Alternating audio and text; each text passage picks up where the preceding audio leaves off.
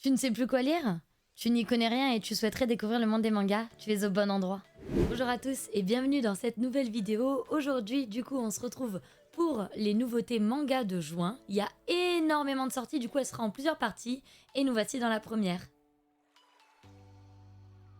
On commence donc avec Colocataire à leur manière de Nobi Nobi, un manga de comédie où on va suivre le quotidien de Subaru Mikazuki, un auteur de polar qui se distingue par sa nature introvertie et misanthrope. Il considère les gens comme une nuisance à sa créativité, son processus d'imagination, et fait donc tout pour éviter le contact humain.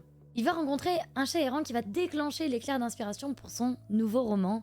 Il va l'adopter, il va l'appeler Haru, et c'est en observant son comportement qu'il va écrire l'histoire petit à petit. Chaque chapitre se construit en 2 temps. Là, ça fait 4. Le premier, ce sera le point de vue de Subaru, le deuxième, le point de vue de Haru. Et en fait, c'est ce qui va amener la touche comique à l'œuvre avec le chat qui comprend pas du tout les actions de son maître et inversement. Il montrera l'évolution des personnages qui feront ressortir le meilleur de l'un et de l'autre. Il sera disponible pour 7,20 € le 1er juin. À cette même date, Épouse-moi Atsumori fait son apparition par les éditions Pika. En 6 tomes terminés au Japon, on a l'air de partir sur une série assez courte. Cette histoire d'amour traitera autour de l'école, du mariage et de la vie quotidienne. On va y retrouver Nishiki, une petite collégienne, qui vit dans une famille assez archaïque avec un père très strict sur son avenir, qui a même pensé au nombre d'enfants qu'elle aura plus tard. C'est horrible. Seulement, elle va croiser la route d'Atsumori, un lycéen de Tokyo aux idées bien arrêtées qui lui suggère de s'enfuir avec elle pour se marier. Elle le prend au mot et du coup intègre le fameux lycée d'élite, mais Atsumori n'a pas l'air du tout de se souvenir de son existence. Le premier tome sera disponible pour 6,95 €.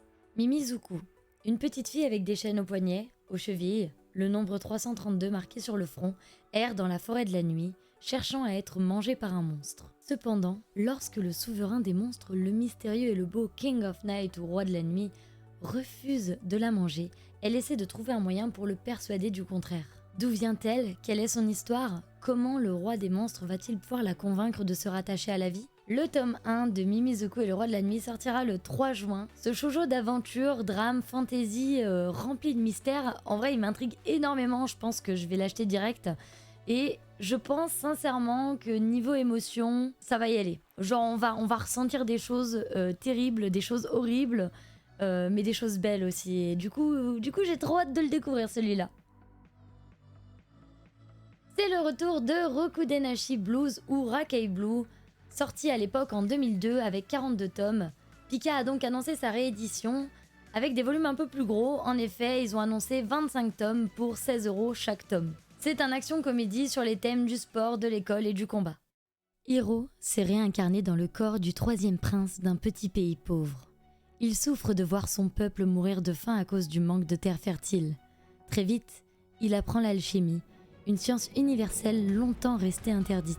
Puis, en combinant cette science avec ses connaissances du Japon moderne, le jeune prince obtient un nouveau pouvoir extraordinaire. Il va alors utiliser son incroyable faculté pour reconstruire son pays au bord de la ruine, mais sa quête sera semée d'embûches. Ce nouvel isekai nous plonge dans un monde de fantaisie où les connaissances modernes et l'alchimie s'allient pour transformer un petit pays précaire en une grande et puissante nation.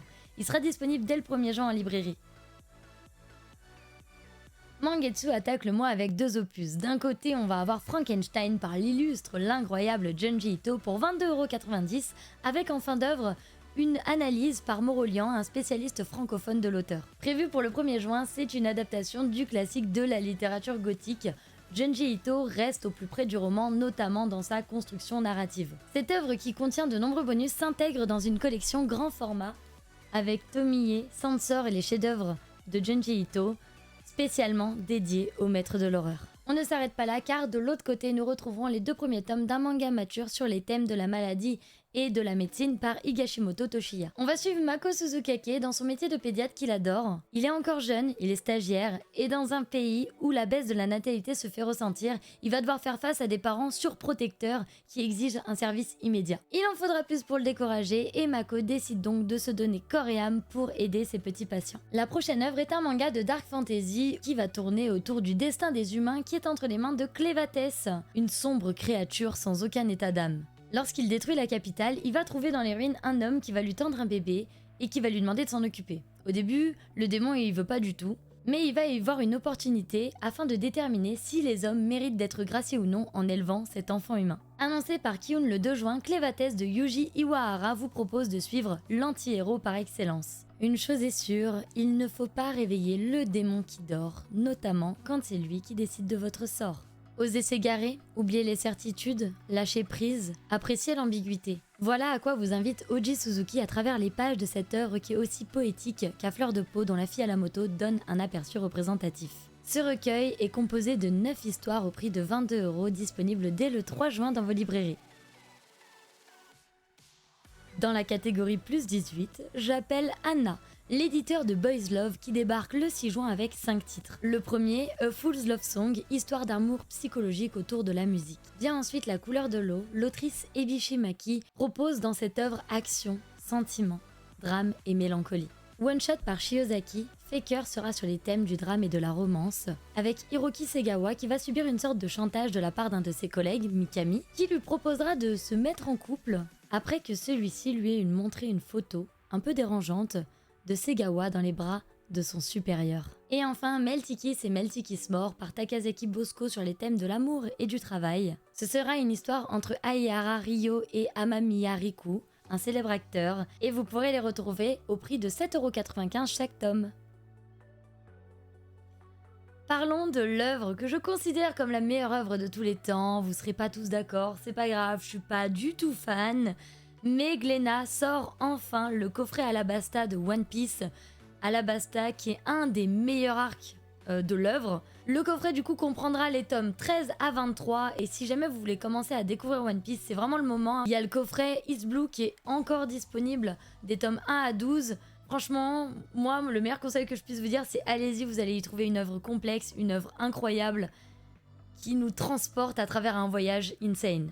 Pour les amoureux de la cuisine, la date à retenir est le 1er juin avec le livre de Gastronogeek, les recettes de Ghibli. Il y aura dedans 35 recettes issues des plus grands chefs-d'œuvre qui reprendra des scènes émouvantes, les meilleurs repas. Je vous laisserai découvrir ça, mais à mon avis, je vais le prendre et on va se faire des jolis petits repas.